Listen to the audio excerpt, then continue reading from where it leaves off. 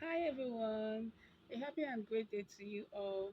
So quickly, I will show you something of very great importance, especially if you are a content creator.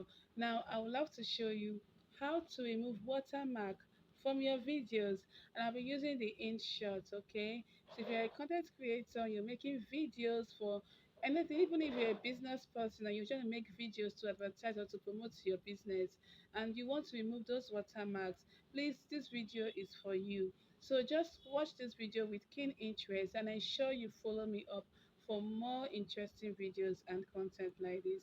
Happy viewing. Thank you. Okay, just a quick one. I look out for my InShot video editor. I click on it and then I look out for my video. And I click on the video and this boxes will come up. And I click on the video I want, which is the first one. And when it's done, you can see the InShot watermark is right there at the bottom where the arrow is pointing on. So I go ahead and click on it. And by the time I click on it, this will pop up. And when it pops up, you're gonna click on the free remove.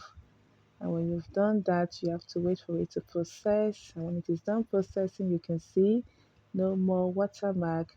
And it's done. So give it a try and give me your feedback. Thank you.